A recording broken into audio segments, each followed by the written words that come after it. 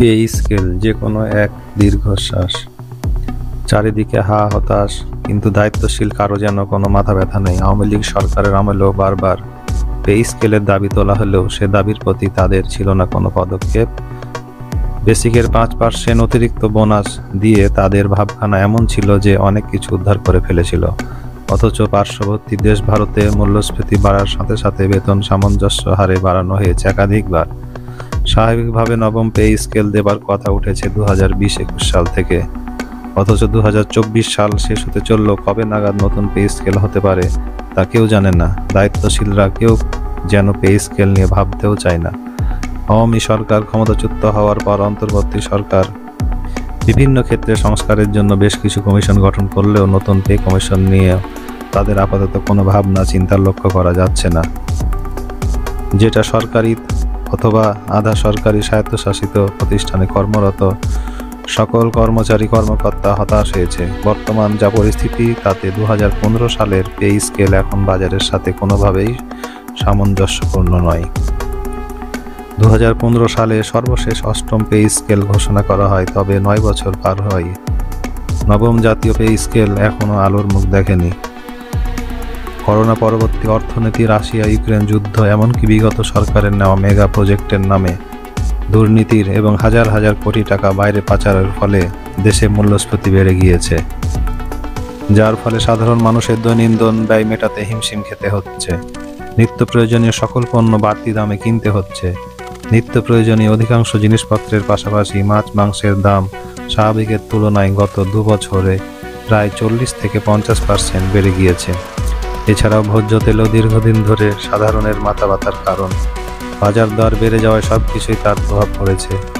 জ্বালানি তেলের অস্বাভাবিক মূল্য বৃদ্ধির ফলে চলাচলের ক্ষেত্রে বাস, ট্রাক, লঞ্চ, এমনকি হালকা মিশুকেরও ভাড়াও বাড়ানো হয়েছে 50 থেকে 100 ভাগ। সব কিছু মিলে সাধারণ জনগণ সত্যিকার অর্থে সমস্যার মধ্য দিয়ে দিন পার করছে। বাজারে সবজি, মাছের দাম বেড়ে গেছে কয়েক গুণ। ইলিশ মাছের দাম তো ধরাছোঁয়ার বাইরেই। ইলিশ যেন মধ্যবিত্তের বিলাসিতার শামিল। গরুর মাংস, খাসির মাংস কিংবা ইলিশ মাছ এখন নিম্নবিত্ত মধ্যবিত্তদের জন্য দুরূহ।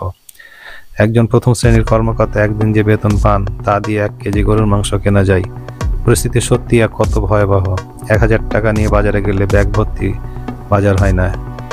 এর মধ্যে বিগত সরকারের আমলে বাজার মনিটরিং ব্যবস্থা পূর্ণ নিয়ন্ত্রণ না থাকায় মাঝে মাঝেই কিছু নিত্য পণ্যের দাম উঠেছে গিয়েছিল আকাশচুম্বী। সেসব পণ্যের দাম এখনো কিন্তু কমেনি। এর বড় উদাহরণ হতে পারে ডিম, ফার্মের ডিম। অথচ কিছুদিন আগেও এগুলো কম ছিল। নিত্য প্রয়োজনের দাম কোনোভাবেই এখন সহনীয় পর্যায়ে নেই। অসাধু ব্যবসায়ীরা এতে লাভবান হলেও পকেট ফাঁকা হচ্ছে সাধারণ চাকরিজীবীদের। অষ্টম জাতীয় পে স্কেল অনুযায়ী সর্বনিম্ন 20তম গ্রেডে 8,200 টাকা, স্কেলে সর্বসাকল্যে 12-13 হাজার টাকার মতো বেতন আসে। অথচ চাল, ডাল, তেল সহ নিত্য প্রয়োজনীয় জিনিসপত্রের দাম যেভাবে বেড়ে গিয়েছে তাতে 12,000 টাকায় জীবন ব্যয় মেটানো কোনোভাবেই সম্ভব নয়।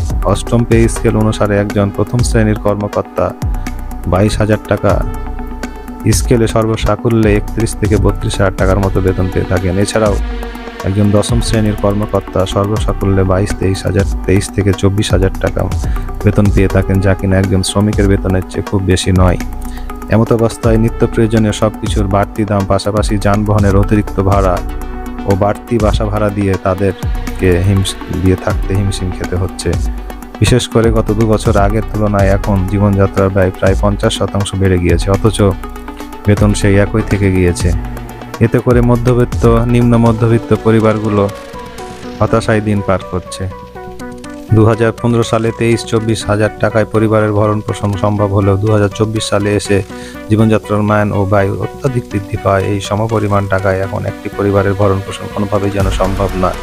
এছাড়াও ডলারের বিপরীতে টাকার মান আরও কমে যায়। পূর্বের তুলনায় একই টাকায় কম জিনিস পাওয়া যাচ্ছে। এতে করে চাকরিতে যারা নতুনভাবে যোগদান করেছে তাদের জন্য টিকে থাকা কঠিন থেকে কঠিনতর হচ্ছে। যারা 11 থেকে 20 গ্রেডের কর্মচারী আছেন তাদের কথা বলাই বাহুল্য।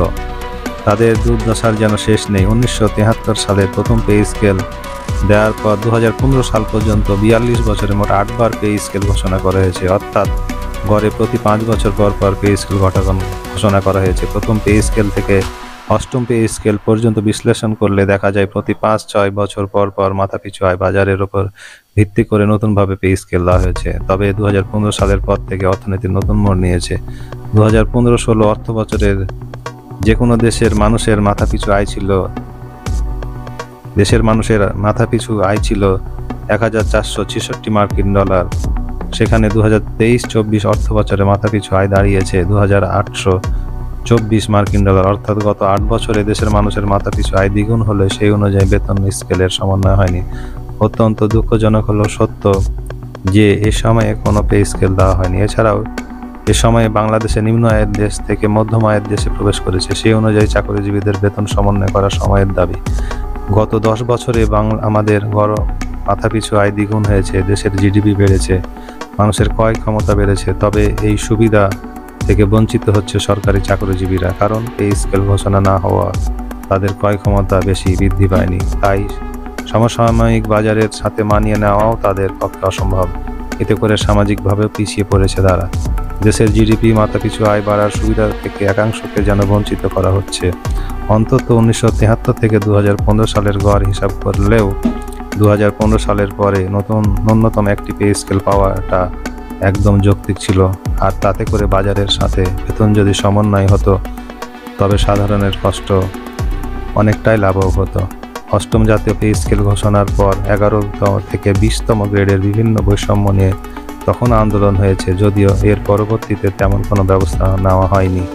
সরকারি কর্মচারীদের বিভিন্ন সংগঠন দীর্ঘদিন যাবৎ নবম পে স্কেলের দাবিতে আন্দোলন করছে। অষ্টম জাতীয় পে স্কেলের 20টি গ্রেডকে 10টি গ্রেডে নামিয়ে নিয়ে আনার জন্য এবং বৈষম্য দূর করার জন্য তারা দাবি জানিয়ে আসছে।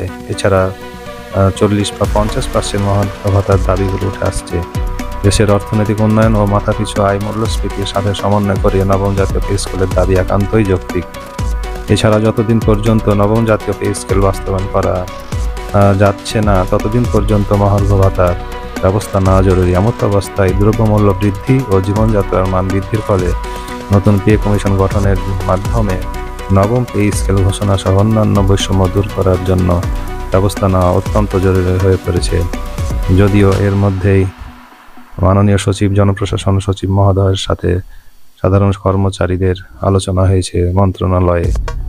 দেখা যাক আসলে কি হয় শেষ পর্যন্ত, আমরা আশায় থাকলাম।